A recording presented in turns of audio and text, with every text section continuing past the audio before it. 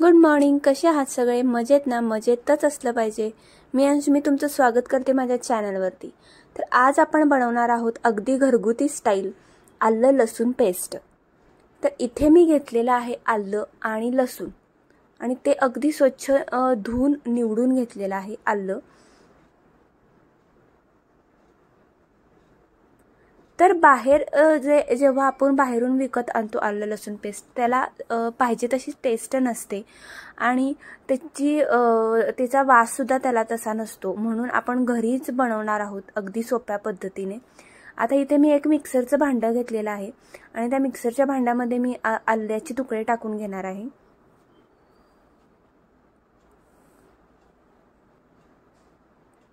त्याच्यानंतर आपण जो लसूण सोललेला आहे तो पण घालून घ्यायचा.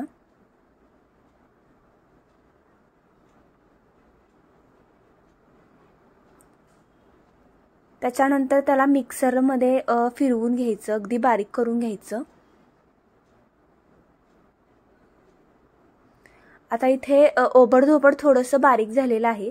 त्याच्यामध्ये आता आपण थोडंसं तेल आणि मीठ घालणार आहोत, जेणेकरून त्याला पाणी सुटेल. पाण्याचा वापर अजिबात त्याला करायचा नाहीये,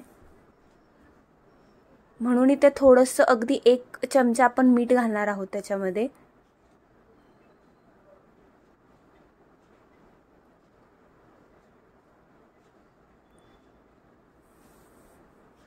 आणि 1 चमचा त्याच्यामध्ये थोडंसं तेल पण घालणार आहोत आपण थोडंसं.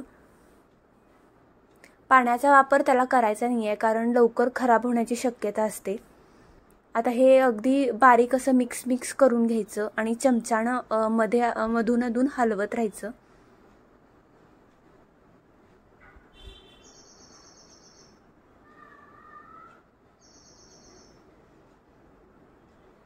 लागल तसं थोडंसं तेल त्याच्यामध्ये घालून घ्यायचं, जेणेकरून जास्त दिवस ते टिकल.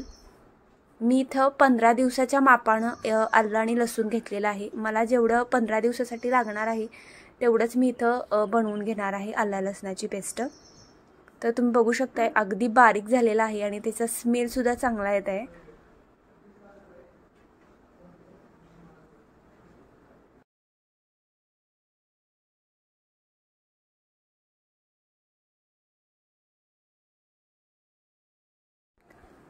तर इथे मी एक काचेची बरणी घेतलेली आहे आणि अगदी हवाबंद अशी काचेची बरणी घ्यायची.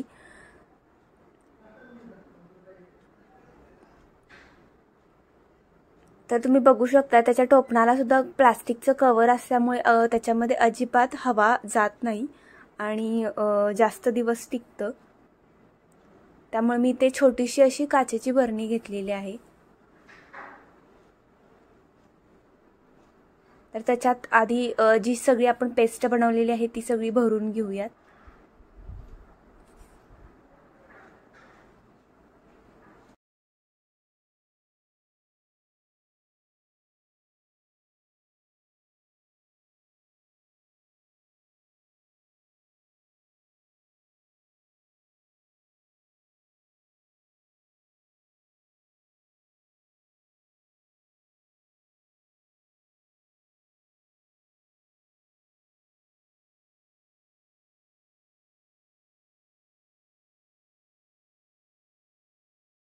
तर आपल्या आलं लसणाची पेस्ट तयार झालेली आहे. ती अगदी 15 ते 20 दिवस आपल्याला पुरते.